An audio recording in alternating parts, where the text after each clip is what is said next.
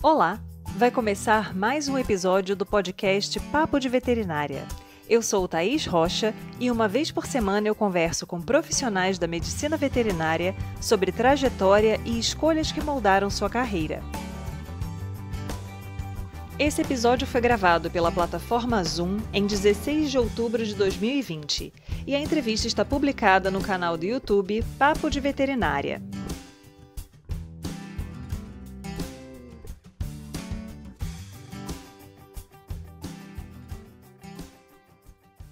Você já imaginou todas as possibilidades de atuação de um médico veterinário no mapa?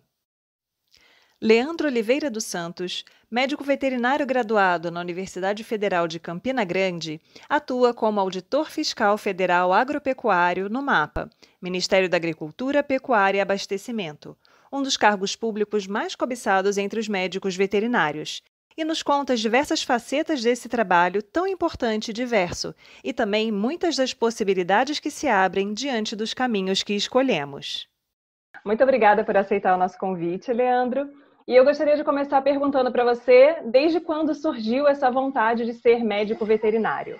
Então, quando era criança mesmo, eu sempre gostei dessa área biológica. E eu queria ser, na verdade, agrônomo, porque quando eu vi aquele feijão nascendo no algodão, eu achei super incrível, né? E no colégio, no segundo grau, eu era muito bom em biologia. E eu sempre gostei de animais, né? Desde criança também. E aí, aquela coisa, né? Vou fazer que curso? E aí, eu sou de Aracaju, né? Acabei fazendo veterinária na Paraíba. E aqui em Aracaju, nós não tínhamos um curso na Federal de veterinária. Só tinha uma particular que estava começando. E aí, eu acabei migrando. Eu passei em biologia aqui na Federal de Sergipe, mas não tinha veterinária. Eu fui morar na Paraíba para poder fazer veterinária lá na UFPB, na época, que no meio do meu curso virou o UFCG.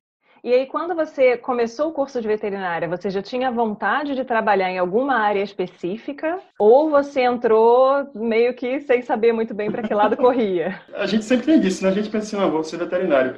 Quando eu entrei no curso mesmo, eu pensava em ser um veterinário não clínico. Eu pensava em trabalhar em outras áreas que não fosse clínica. E aí foi me despertando essa parte da clínica. Durante a graduação, eu me dediquei muito à parte de anestésio. Aí eu fui monitor de anestesiologia. Cheguei a ser monitor de anatomia também, mas eu gostava muito da parte de anestésio, o controle da dor e a parte de clínica médica de pequenos animais. Então, o curso todo eu fiz muito voltado para anestésio. Fiz meu estágio supervisionado em Botucatu, com anestésio, com o Dr. Stélio. E quando eu me formei, eu não trabalhei um dia sequer praticamente com anestésio. Então, às vezes a gente acaba se surpreendendo, né? Você se forma e não trabalha com aquilo que você se dedicou durante o curso. Mas é que eu sempre fui muito assim, eu nunca tive uma disciplina, uma parte que eu odiasse, assim. Né? Sempre foi aquele aluno razoável, não era excelente em nada, mas não era péssimo em nada também, muito versátil, digamos assim, dentro dos conteúdos, entendeu? Uhum. Aí eu acho que isso acaba me ajudando, porque eu consigo flutuar entre uma área e outra sem tanto desgaste emocional até, digamos assim, né? Porque a gente acaba se adaptando e vendo que essas áreas têm essas vantagens, desvantagens, porque são muitos assuntos interessantes, né? São muitas disciplinas com enfoques diferentes e é um curso que encanta, porque é tanta possibilidade de aprendizagem em tantas áreas diferentes.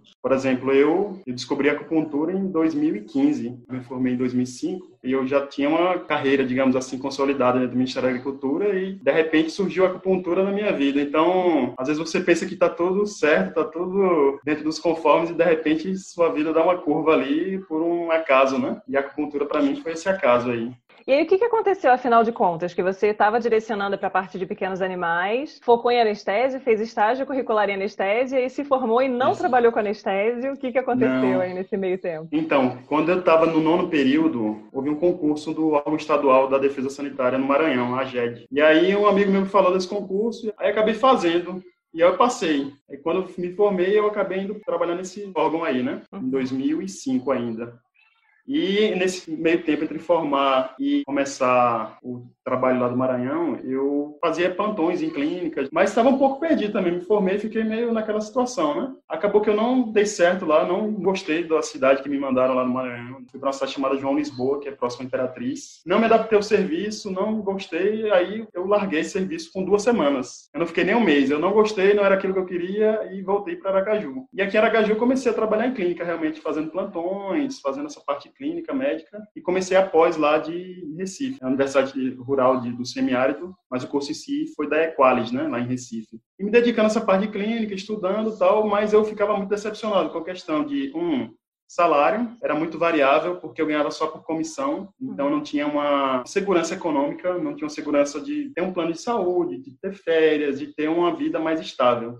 E com clínica eu ganhava o quê? Era 20% para atendimento, 20% da vacina, e minha renda eu via que dava aquela variada muito grande. E eu não conseguia ter uma vida com melhor qualidade, porque eu perdia a noite, porque eu tinha que fazer plantão para ganhar um pouco mais de dinheiro, mas mesmo assim o dinheiro era pouco, o desgaste emocional era muito grande, porque lidar com um tutor de animal, lidar com os outros veterinários, enfim, e você ter essa instabilidade, imagina, você leva uma mordida na mão, você parou de trabalhar, você não vai ter uma segurança, digamos assim. Então eu buscava isso, aí eu comecei a procurar os concursos públicos. Comecei a estudar mesmo para o concurso do Exército, que era a ESAEX na época. E aí, como eu não fui para o mestrado e não fui para essa parte acadêmica, eu acabei trabalhando em clínica e me dedicando aos concursos públicos. Aí fazia cursinho de português com o pessoal do direito, fazia os exercícios físicos. Naquela época comecei a malhar melhor para poder me preparar para o teste físico do Exército, que era uma coisa que eliminava muita gente.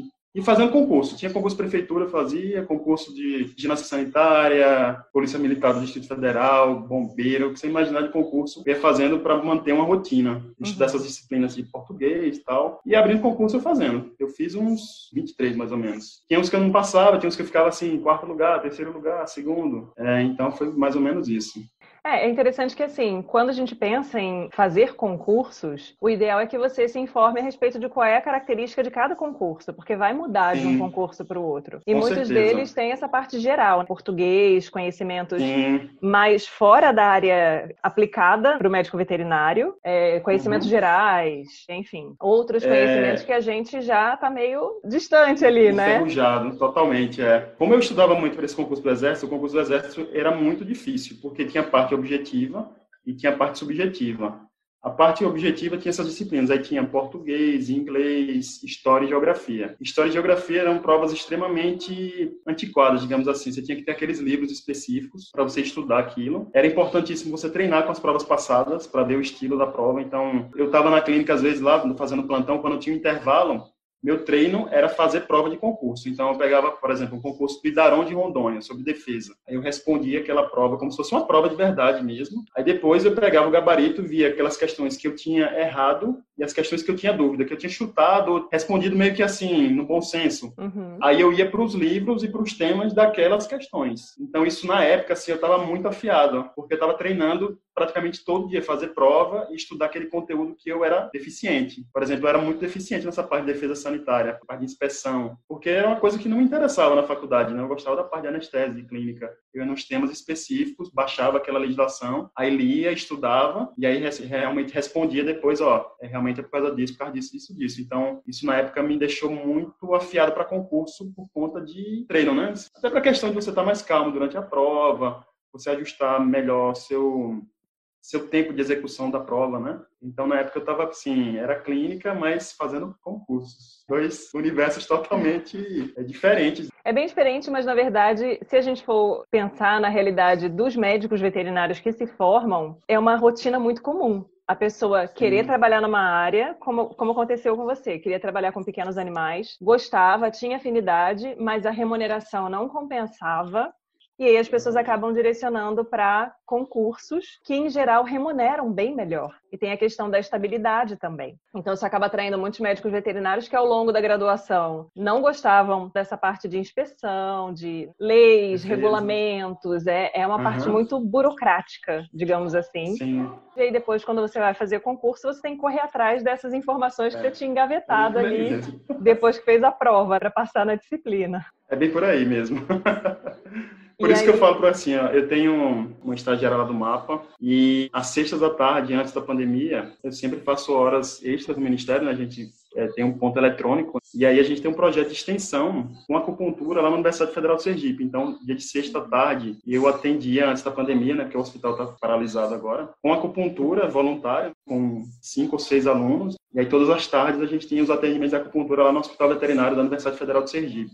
E eu falo para os alunos assim, vocês estudem todas as matérias, tenham noção de tudo, mais ou menos, porque ninguém sabe o dia de amanhã. Eu gostava muito de anestésio, eu acabei parando no Ministério, agora estou descobrindo a medicina tradicional chinesa, a acupuntura. E na vida, muitas vezes, é isso. Você pensa que está seguindo aquele caminho e, de repente, a curva vira e você vai ter que ser versátil o suficiente para poder ter o mínimo de base, assim, para poder estudar, se aprofundar naquele tema Y ou Z. E isso eu acabo vendo muito dentro do Ministério mesmo. Eu trabalho num setor que se chama CISA. Esse setor CISA é de fiscalização e de defesa animal, né, de saúde animal. Por exemplo, eu nunca trabalhei com material genético na minha vida de veterinário e de estudante, mas tenho demanda aqui de fiscalização de material genético. A nossa grande vantagem é que a gente tem treinamentos específicos, a gente tem uma base de treinamentos muito boa, assim, e colegas ajudando também a legislação, enfim. Então, por exemplo, material genético, eu tenho que fiscalizar. Tá, nunca trabalhei com material genético. Beleza, eu tenho aquela base que tem na universidade, tive os treinamentos, e aí eu vou ter que estudar por conta própria também, estudar legislação, e às vezes até dar uma bisbilhotada em processos de outros estados, para ver o que é que o colega fez, como é que o colega julgou. Com essa questão da internet, a gente tem os grupos também, dos próprios auditores. Então, hoje em dia, eu acho que você tem que ser muito isso. O conhecimento está aí para todos, mas você tem que ter o jogo de cintura ali para ir adaptando e aprendendo aquilo. E hoje em dia eu tenho a impressão que eu estudo muito mais do que na época que eu era estudante. Mas essa eu sofria com aquela prova, eu fico pensando hoje em dia, meu Deus, como era fácil. Mas é a pior ilusão do estudante, porque na realidade, assim, eu sou professora, então eu não tenho como correr de estudar, de me atualizar dos temas que eu dou aula, se vem alguma dúvida de algum aluno. Mas para a maioria das áreas, eu não conheço nenhum médico veterinário que tenha se formado e não tenha precisado estudar mais. A pessoa pode optar por não estudar mais. Mas ela vai ficar estagnada no tempo e o conhecimento tá a toda velocidade. E essa questão que você comentou da troca de informações, de ter esse networking, trocar ideia com colegas de outros estados que fazem procedimentos assim como você e trocar essas informações é extremamente importante. Então essa questão do relacionamento interpessoal também é um fator que é determinante para você ter uma carreira bem-sucedida. Com certeza. Eu vejo isso muito da acupuntura mesmo. Tem um colega lá, que é o próprio professor Estélio, lá de Botucatu, professor de anestesia, tem milhões de artigos publicados. E ele é acupunturista desde 85, então ele tem muito trabalho publicado, muita coisa. E Botucatu lá já tem um serviço implantado de acupuntura há muito tempo. Então eu entrei em contato com o Estélio, que me passou o contato lá da residente, ela me passou a ficha clínica de Botucatu, que é a que eu uso aqui na Universidade Federal de Sergipe.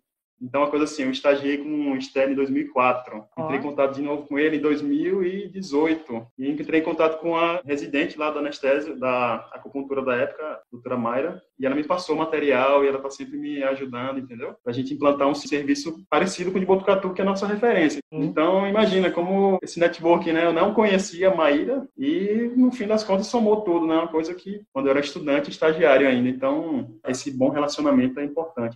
É aquela coisa, você precisa conhecer pessoas também que possam contribuir para aquilo que você tem uma dificuldade, eventualmente. E o fato de você encontrar pessoas que estão abertas a contribuir é muito bom. Com certeza. Muito importante. Falando de acupuntura ainda, por exemplo, outro dia um colega de Silvestre me chamou. Era um papagaio com convulsão, com 65 anos, imagina aí. E aí, poxa, papagaio não é minha praia. Eu não estudei aves profundamente, então eu vou ter que fazer uma boa revisão da parte ocidental mesmo de medicina de aves e conversar com os colegas que atendem com acupuntura em aves. Então, eu fiz o curso lá com a Larissa em São Paulo. Larissa, isso aqui assim, a gente já discute previamente o caso, né? E tem a colega que é Lígia, lá de São Paulo, trabalha bastante com acupuntura em silvestre. Então, sempre estou trocando figurinha com elas.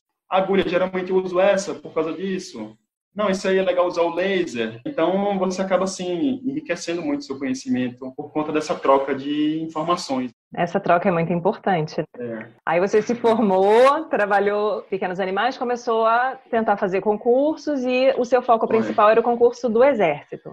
Do Exército, isso. O concurso do Exército eu cheguei a fazer em 2005 para 2006, que é por ano, né? No primeiro ano que eu fiz, eu não cheguei nem a ficar na listagem da majoração, que eles chamam. Por exemplo, se tem 5 vagas, eles chamam 3 vezes mais para fazer os testes de saúde e os testes físicos. Aí no primeiro ano eu não fiquei nem entre as 3 vezes o número de vagas. E aí eu continuei estudando, trabalhando em clínica, fazendo a pós em clínica também lá da Universidade Federal do Semiárido. E aí, em 2006 para 2007, eu fiquei na majoração, eu fiquei em 4º lugar, só que eram 3 vagas só. Aí eu fiz o teste de saúde todo. Eles pedem teste para AIDS, para sífilis, para tuberculose, raio-x da arcada dentária, coluna. Você tem que fazer uma inspeção de saúde no próprio Exército lá, então fica pelado lá, o cara vê se você tem alguma hérnia, alguma coisa. E você tem que fazer o teste também físico. Eu passei no teste físico, no teste de saúde, mas ninguém desistiu. Mas em 2007 teve o concurso do MAPA. Na época não tinha vaga para o meu estado. E aí eu tive que escolher um estado que você tinha que ir lá fazer a prova no estado que você seria lotado. E acabei fazendo concurso em Manaus. Aí em 2007 eu não passei no Exército, mas passei no Ministério da Agricultura, lá em Manaus. Aí fui morar em Manaus. Quem for veterinário também vai ter que pensar nisso. Você vai ter que migrar, às vezes, para poder ter seu emprego. Esteja livre das amarras da sua casa, das suas origens aí. Existem pessoas que fazem escolhas baseadas na proximidade com a família. Então, se não for na minha cidade ou se não for no meu estado, nem tenta. E existem pessoas que fazem de acordo com a oportunidade do trabalho. Se eu tiver que ir para muito, muito longe da onde eu tô agora, eu vou porque a oportunidade está lá. E esses concursos do MAPA tem essa questão também. Quando abre vaga para o Brasil inteiro, às vezes a pessoa vai tentar na capital, mas aí o número de candidatos por vaga na capital é muito maior do que em regiões mais distantes, né? Então, nos grandes centros, às vezes tem mais vaga, mas tem 200 vezes mais candidatos. No meu caso, na época, por que eu escolhi Manaus? Eu já tinha feito um concurso do IBAMA em Manaus. Na primeira fase eu me classifiquei super bem, fiz uma pontuação muito boa, mas eu tomei pau na parte subjetiva. Eu não tirei nem a nota mínima da redação. E aí eu tinha conhecido Manaus, né? Achei uma cidade bacana, uma cidade boa, atrativa, assim. Aí eu, vou fazer em Manaus, porque tem mais vaga para a capital, de uma cidade que eu conheço. Eu acho que a concorrência vai ser mais justa, digamos assim, porque Manaus tem um custo para você ir fazer a prova lá, né? Não é todo mundo que vai ter esse tempo e dinheiro realmente para ir fazer a prova lá. Foi uma decisão bem acertada, porque eu gosto muito lá do Amazonas. O trabalho foi bom, fiz muitas amizades lá. Viajei muito pelo Ministério para fazer as fiscalizações de interior. Então, o Amazonas passava por um processo de evolução no programa de febre aftosa. Então, participei das auditorias. Eu conheci realmente a profundidade da Amazônia, da parte cultural em si, da parte pecuária do estado, que é bem peculiar. E Manaus, que é uma cidade cheia de atrativos, uma cidade muito boa, enfim. E aí, quando tem esses concursos para o Ministério, a pessoa pode atuar em diversas áreas diferentes uma vez passando nesse concurso. A seleção em si ela é mais geral. E aí, quando você entra, você acaba sendo designado para uma determinada área. É assim que funciona? Mais ou menos. Foi assim. Lá no Amazonas, na época do meu concurso de 2007, tinha as vagas todas. E aí, tinha quem fizesse mais pontos. Primeiro lugar, segundo lugar, terceiro, quarto, quinto, enfim. E aí, a escolha das vagas de acordo com o setor era de acordo com sua pontuação. Então, Luciana, que ficou em primeiro lugar, ela escolheu o Vigiagro. Trabalha com essa parte de importação e exportação, a certificação sanitária na área animal. Segundo lugar, foi eu, no caso. Aí eu poderia escolher ou o Vigiagro, que tinha vaga, ou a defesa, que tinha vaga, ou a parte, na época era separada, era de insumos pecuários. Era a parte de alimentação animal, produtos veterinários. Ou poderia escolher a parte de inspeção também, ou em Manaus, ou no interior, que tinha vaga para o interior também para inspeção. Então, de acordo com a pontuação que você fizesse, tinha um aplicativo lá na época, num site, você ia escolhendo suas opções. Primeira opção, no meu caso, eu escolhi a defesa, era o CEDESA na época, era a parte de defesa sanitária. Então, foi de acordo com a pontuação mesmo, né? Na época, o concurso do MAPA era feito por estado. Cada ano muda, né? Esse último, eu acredito que tenha sido um concurso nacional mesmo. Então, você poderia ir para qualquer lugar do Brasil, para qualquer vaga, escolhendo. Eu quero a primeira opção essa, a segunda essa, a terceira essa. Então, Leandro, você diria que, pensando em toda a preparação que você faz para passar no concurso e o que é o seu trabalho de fato, você tinha essa ideia do que seria o seu trabalho com a preparação que você fez para o concurso, já que existem tantas áreas diferentes que você poderia atuar? Você tinha ideia de como seria? Eu tinha uma vaga ideia, na verdade, né? Porque muitas vezes o pessoal fala assim, não, o Ministério é assim, assado. A gente tem umas ideias bem erradas sobre o Ministério da Agricultura mesmo. Parece que é um bando de vagabundo que não faz nada e que é rico. E não é bem assim, não tem nada a ver com isso. Nosso salário é um salário razoável, mas não é um salário para ser rico, ser considerado rico, enfim. As demandas são muito grandes. Eu sempre trabalhei assim, eu nunca fui de enrolar no trabalho. Então, eu sempre tive muita demanda assim. Quando eu entrei no Amazonas, por exemplo, o setor de defesa dos outros estados, geralmente tinham 4 fiscais, 5 fiscais, cada fiscal cuidando de um programa específico. Por exemplo, Mato Grosso, Programa Brucelose Tuberculose e Trânsito, um fiscal. Febre aftosa, outro fiscal. Raiva dos herbívoros, outro fiscal.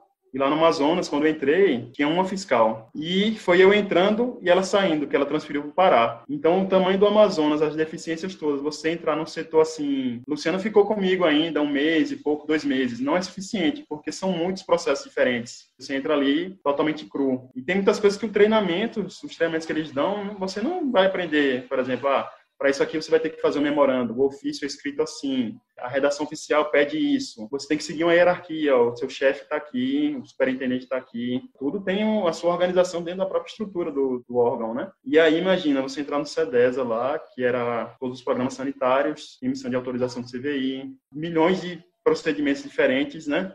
E você entra ali cruzinho assim, ó, toma aí que o filho é teu. Mesmo com treinamento, com tudo, né? Então, você tem que se virar mesmo nos 30 para fazer tudo e cobrir essas demandas, né? Que são, às vezes, tão diferentes. Né? E realmente a gente não tem noção. Eu tive noção de tantas coisas que a gente fazia de diferente quando eu fui transferido em 2014 para o Lanagro, Pernambuco, no laboratório. Quando eu fui passar meu serviço em 2014 para Mariana, que passou no concurso lá no Amazonas, Mariana, ó, tem isso. Não, assim, tem coisas que você aprende e você nem se dá conta que aprendeu. E quando você vai passar aquele serviço, você se dá conta que é tanta coisa, tanto procedimento, tanto formulários diferentes, cada legislação é diferente. Pô. Por exemplo, hoje em dia eu trabalho com produto veterinário, material genético e a parte de defesa. Produto veterinário é uma legislação, material genético já é outra. A parte de defesa, cada programa tem sua característica, tem seus dados que tem que ser informados, seus relatórios. E até a própria, assim, você vai pedir uma ordem de serviço. Se for fazer uma viagem dentro do Ministério, você tem que primeiro planejar ela, aí depois você tem que solicitar o recurso. Então, às vezes, as coordenações são diferentes. Para você solicitar recurso na defesa animal é de um jeito, material genético já é de outro jeito, produto veterinário já é de outro jeito. Então, tem horas assim que você fica, caramba, o Ministério está melhorando muito nessa questão de padronização interna, né? Os processos já são todos eletrônicos hoje em dia, a parte de ordem de serviço é toda via um aplicativo também, é CDP, então a gente viu assim, de 2007 para 2020, eu vi uma evolução muito grande nessas ferramentas, mas ainda assim é muito, muito detalhe, e do concurso com certeza não tinha nem noção do que era. O concurso a gente preparou para aquilo, mas a prática é outra coisa. Mas, de qualquer maneira, era um trabalho que você gostava? Você falou que gostava do estado, da cidade. Era uma coisa que, assim, de uma certa forma, compensou o fato de que você, inicialmente, queria trabalhar com pequenos animais, e aí teve toda essa mudança de trajetória, e foi trabalhar numa área totalmente diferente. A parte... Dentro do Ministério, eu acho que o que mais se aproxima com clínica, digamos assim, que é a defesa. Porque defesa você vai ter que ter os procedimentos da parte clínica também. Por exemplo, lá no Amazonas, a gente tinha parte de erradicação da febre aftosa. Se tivesse uma suspeita, muitas vezes a gente acompanhava o Estado para colher material, colher soro, colher amostra de suspeita. A gente fazia fiscalização dos laboratórios, de AIE, acompanhava o Estado lá quando ia fazer a eutanásia daquele animal. Então, a defesa, digamos assim, que é o que mais se aproxima da clínica, porque tudo é clínica também. Os achados, né? Por exemplo, se o veterinário lá do interior for abrir uma notificação, ele vai ter que colocar as características clínicas que aquele animal está apresentando de doença, enfim. O programa de febre aftosa ela cresceu muito, a gente trabalhou na própria construção da agência, a DAF, que era só uma comissão. Então, eram assuntos muito diferentes, mas era tudo muito interessante, porque aproximava da clínica, porque defesa está junto com clínica. É que muitas vezes a gente pensa que é separado, que uma coisa aqui, outra ali, mas é um tema só. São programas para controlar essas doenças, né? Sim. Aí eu tive sorte, porque caí na defesa e estou até hoje na defesa. E aí, o que aconteceu que você chegou a pedir transferência para sair de Manaus e ir mais próximo da sua casa? Em 2014, teve um concurso do Ministério da Agricultura, o Ministério da Agricultura acabou dando uma atropeladazinha, concurso de remoção. Pela legislação federal, sempre que você vai fazer um concurso, você tem que fazer previamente um concurso de remoção para realmente disponibilizar as vagas corretamente. Em 2014, o Ministério não fez esse concurso de remoção. Aí eu e um grupo de 6 colegas lá do Amazonas entramos na justiça e a gente ganhou a causa. Então, poucos dias antes de sair as vagas de 2014, teve o concurso de remoção feito com as pressas assim. Tinha 2 opções para você escolher. Eu escolhi a primeira opção Aracaju, né, que é a minha cidade, e segunda opção eu coloquei o Lanagro, Pernambuco, no laboratório. E aí, na época, o critério era por idade do servidor e por tempo de serviço. Aí o senhor que passou aqui em Aracaju, ele era mais velho que eu e ele tinha mais tempo de serviço também. E acabou que eu fui para Pernambuco porque eu não passei na vaga de Aracaju. E aí eu acabei indo do Amazonas para o Lanagro, Pernambuco, laboratório. E aí você teve uma nova mudança de atividades. Essa aí foi a quebra de tudo, assim, porque eu nunca trabalhei em laboratório na vida, nunca tive afinidade por laboratório. E de repente eu estava ali dentro do laboratório para começar a aprender do zero tudo de novo. Imagina assim, você cair cru de novo no setor. A minha sorte, assim, com o Lanagro, de longe, eu acho que é o melhor setor do Ministério da Agricultura. Eles são extremamente técnicos, extremamente organizados, todos os procedimentos estão bem definidos, mas eu nunca fui bom de bancada. Aí eu fui me adaptando lá dentro também, aquela questão da versatilidade que eu falei. Como eu não era rápido na bancada, não era bom para pipetar, não era muito minha praia. Eu caí na qualidade. porque os laboratórios do Ministério da Agricultura, eles têm que ser acreditados a 17025 em metro, numa ISO. Então, eu fiquei com a parte documental mesmo. Fui me adaptando lá dentro, fui vendo qual era a área que ficava melhor. E procedimentos, por exemplo, assim, tinha que colher sangue do carneiro, eu ia. Tinha que preparar hemolisina. Hemolisina, você tem que inocular o sangue do carneiro no coelho, no biotério. Então, tem que fazer uma série de preparos e fazer aquelas inoculações e tal. Então, sempre que tinha coisa com animal, eu que ia. Às vezes tinha que ir fim de semana lá e tal. Mas eu gostava porque era com o animal, né? Não era a bancada mesmo, né? E fiquei muito com essa parte de qualidade. Então, com a documentação de qualidade, que tinha que ter todos os critérios lá da 17025 para acreditação desses laboratórios. Mas realmente não era minha praia, laboratório. E aí eu descobri depois que o rapaz de Aracaju não tinha vindo para Aracaju. Ele não tinha transferido. No finalzinho de 2015, eu descobri que a vaga de Aracaju estava vaga ainda, porque não tinha sido preenchido. E aí eu entrei com outro processo de remoção, que eu consegui no final de 2016. Então, estou em Aracaju, finalmente, para você ver como depois de um longo trajeto. Mas é a melhor coisa de morar no Pernambuco também. E laboratório é uma experiência para a vida, né? Sim. Porque, como eu falei, tecnicamente, do Ministério a área melhor. É tudo muito discutido também, tem reuniões técnicas sempre, muito treinamento, então você tem treinamento massivo. Você tem que cumprir critérios de qualidade, é uma coisa que não para nunca. Avaliar, reavaliar, verificar onde é que está o erro. Foi uma experiência, assim, eu acho que valeu a pena, apesar que eu queria ter vindo para Aracaju antes, mas, assim, valeu a pena demais trabalhar no laboratório até para melhorar meu próprio serviço.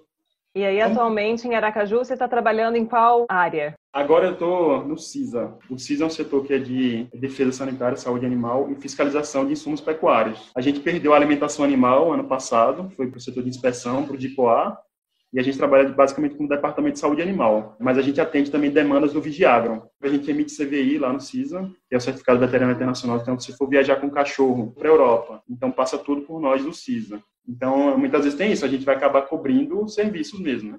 Como a alimentação animal passou para a inspeção, né? Mas eu fiscalizava a fábrica de rações ano passado, a parte de coleta também de material para análise desde da parte qualitativa mesmo, né? Para ver se o teor de proteína é aquele que está dizendo que é, para ver se tem proteína de origem animal em alimentação de ruminante.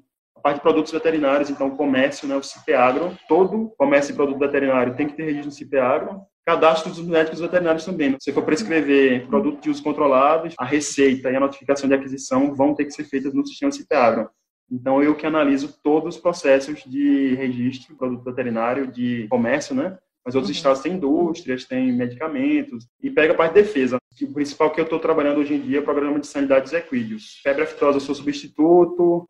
Trabalho com Qual SV, que é a parte de avaliação do Serviço Veterinário Estadual, raiva dos herbívoros, um pouco de febre aftosa, brucelose e tuberculose, trânsito animal. Então, são demandas as mais diversas possíveis. Já fui colher material para abelha suspeita de Aedes natúmida. Esse ano, a gente teve contaminação com petróleo aqui no litoral. Fiz coleta de camarão para análise de chumbo, cádmio e derivado de petróleo. Então, assim, já trabalhei com abelha aqui, já trabalhei com cavalo, já trabalhei com bovino, já trabalhei com camarão, colhendo camarão. Nunca tinha colhido camarão na vida. Mas aí tem um procedimento que eles passaram, né? Tem que fazer isso e isso, armazena assim, assim, assado, a gente precisa disso, disso, disso. A gente segue o roteiro, né? Por exemplo, para análise de metais pesados desse camarão, você não poderia colocar o camarão em contato direto com papel alumínio, porque da contaminação e da alteração. Então, tinha que ser enrolado primeiro num tecido, para depois você colocar papel alumínio e o plástico finalmente para lacrar aquela amostra. Então, o tecido a gente não tinha, aí lá foi correr atrás para comprar tecido. Às vezes a gente tira do bolso mesmo, porque a coisa é urgente, né? E muitas vezes o Estado não tem informações de onde estão as propriedades, né? Então, é aquele corre-corre mesmo. Muitas vezes você trabalha apagando incêndio mesmo no Ministério. Por exemplo, abelha. A gente não tinha roupa para abelha aqui, mas teve suspeita de Aedes natúmida. Aí lá foi, comprei uma roupa para mim. O criador até falou, não, eu tenho roupa e tal, mas não, tenho que ter uma roupa minha própria para ir atrás dessas abelhas aí. Tive treinamento já de abelha em 2013, há muito tempo atrás, mas não tem como você conhecer tudo, né? Mas você vai ter que fazer aquele serviço. Aí lá vai estudar, ver legislação, ver os manuais, o que é que o manual diz, ó, colhe assim, assim, assado, colhe não sei quantas abelhas, enfim. A gente tem que seguir o que está escrito e isso ajuda muito, porque eu tenho visto que tem melhorado muito o Ministério. Porque tudo está sendo muito padronizado e com manuais, com POP, sabe? Então, eu senti 2007, 2020, a gente evoluiu absurdos, assim, em termos de padronização mesmo de procedimento, entendeu? Sim. Esses POPs, esses procedimentos operacionais padrão, são uma realidade em laboratório, basicamente. Todo laboratório tem que ter procedimento operacional padrão para qualquer pessoa que for fazer aquela análise chegar ao mesmo resultado, digamos assim, passar por todas aquelas etapas necessárias. E para todo o resto que é regulamentado, é interessante que haja também um procedimento a ser seguido para que, independente da especialização da pessoa naquela área, seja capaz de ir lá, de forma criteriosa e qualificada, fazer a coleta que é necessária. Outro exemplo que eu vou te dar aqui, eu faço fiscalização aqui de farmácia de manipulação. As farmácias de manipulação, elas podem ser registradas no Ministério da Agricultura caso manipulem para animais, né? Chegou uma demanda para mim, eu, nunca fiz essa fiscalização. Entrei em contato com o coordenador em Brasília, vou ter a fiscalização assim assada, eu preciso de um treinamento. Ele já organizou lá, tinha fiscalização em Brasília, programada. Aí, você pode ir com essa equipe aqui fazer essa fiscalização, vai ser na data XXX. Programei o recurso, fiz a viagem para Brasília, acompanhei o coordenador mesmo, que foi junto com a equipe de Brasília. A gente foi em 2 farmácias de manipulação lá. Peguei os formulários, vai fazer assim, assado, você vê isso, presta atenção nisso. Pronto, fiz o treinamento, tenho os meus POPs lá, o formulário padrão do que é que eu tenho que ver, usando o meu bom senso e tendo critério técnico, né? Eu não sou especialista em farmácia, o farmacêutico é muito mais preparado, digamos assim, para fiscalizar a farmácia de manipulação que um médico veterinário. Mas a incumbência é nossa. E muitas vezes a nossa fiscalização do Ministério é muito mais chatinha até que a da própria vigilância sanitária. E você vai ter que estar preparado para isso. Então, isso que eu falo para os estudantes lá do próprio projeto de acupuntura e a minha estagiária lá, os estagiários lá do MAPA. Estudem tudo, porque o amanhã a Deus pertence, ninguém sabe. Tentem ter essa curiosidade, né? Essa são mais manipulação mesmo que eu tenho pego, assim, que tem me ajudado. Minha base no laboratório. E na base do laboratório eu trabalhava com qualidade. Então, eu sou chato. Olho POP por POP, olho formulário por formulário, se eles estão registrando as informações corretamente, faço auditoria verificando desde a origem das matérias-primas até o final do produto. Então, eu aprendi aquilo quando eu trabalhei no laboratório também, porque eu trabalhava com esse controle de qualidade e seguindo realmente legislação, procedimento que já está pré-definido. Então, no final é isso, estudem. Eu ia te perguntar exatamente isso. O que você sugeriria diante da sua vivência, de todas as possibilidades que você já experimentou dentro da veterinária? Basicamente é isso, né? A pessoa tem que estar aberta a ter contato e aprender e se virar ali na hora que precisa. Eu falo para serem curiosos também, porque muitas vezes aquilo ali não te interessa, assim, mas você tem aquela curiosidade e, de repente, acaba sendo uma coisa que não seria uma oportunidade na sua vida, você não trabalharia com aquilo nunca, mas é uma coisa que surge que, de repente, você está vivendo aquilo. Então, estejam realmente abertos às possibilidades. A minha universidade era muito simples, era uma universidade pobre, o UFCG não tinha grandes recursos comparando com o Botucatu, por exemplo, mas pelo menos essa base os professores nos deram, entendeu? A base de tudo, assim. Eu vejo que hoje em dia vocês têm um infinito de coisas, por exemplo, eu estava aqui vendo a questão dos livros mesmo, PDF de livro. Agora, você tem uma dúvida em uma coisa, você baixa o PDF ali, em 2 minutos tem no Telegram aquele grupo que tem um monte de PDF, tem apostila, tem isso, tem os cursos EAD, as lives, então gostar do que faz e ter essa curiosidade mesmo, para tentar fazer o melhor dentro da sua possibilidade e realmente ir aprofundando, estudando, para fazer realmente o melhor dentro do que você está se propondo. Com certeza. As pessoas terem também essa resiliência, né? De, dentro de toda uma gama de possibilidades que a veterinária oferece, experimentou uma área que você queria, não deu certo, não era o que você gostaria, ou a remuneração não é o que te deixa feliz ali, muda para outra área. Possibilidades são infinitas. E hoje em dia temos essa facilidade dos cursos. Na minha época, por exemplo, acupuntura. Eu nunca tinha ouvido falar de acupuntura direto na faculdade. A gente só usava aquele ponto, o VG26, aquele ponto emergencial em filhotinho. Né? Assim, você vai fazer uma pós em acupuntura. Não passava aquela possibilidade para mim. Hoje em dia, desde a graduação, você já tem conhecimento aí de diversas áreas, você já pode se especializando mesmo dentro do curso de uma maneira muito mais aprofundada, digamos assim, né, do que naquela época. Praticamente, smartphone acho que começou em 2007. Por mas aí. 2000, 2004 era aquele celular que não tinha recurso nenhum. Era ligação e mensagem, pronto, acabou. E hoje em dia, olha como é que a coisa já está bem mais tranquila. No celular, lá na palma da mão, você tem acesso a cursos, lives, material em PDF, enfim. A informação está aí, para quem quer, quem tem interesse, quem quer correr atrás. Então, estejam abertos às possibilidades. Com certeza. Inclusive exterior, viu, pessoal? Em 2017, eu peguei uma licença lá do Ministério, uma licença de capacitação. Eu fui para a Austrália e Nova Zelândia. Fiquei 2 meses na Austrália no mês da Nova Zelândia, melhorando meu inglês. E conheci veterinária lá, uma veterinária que validou o diploma lá na Austrália. Ela passou 2 anos assim estudando bastante também, se dedicando para poder conseguir passar na prova e validar. Então, países aí, Austrália, Estados Unidos, Canadá, Inglaterra, tem demanda para veterinário. Tem muitos colegas indo e fazendo a validação do diploma lá, que não é fácil, mas não é impossível também, porque se alguém conseguiu, você também consegue, né? No Brasil, a gente sabe que tem muita escola de veterinária, muitos profissionais sendo realmente jogados aí no mercado. O Brasil já é o líder mundial em universidades de veterinária, né? Tem muitos cursos.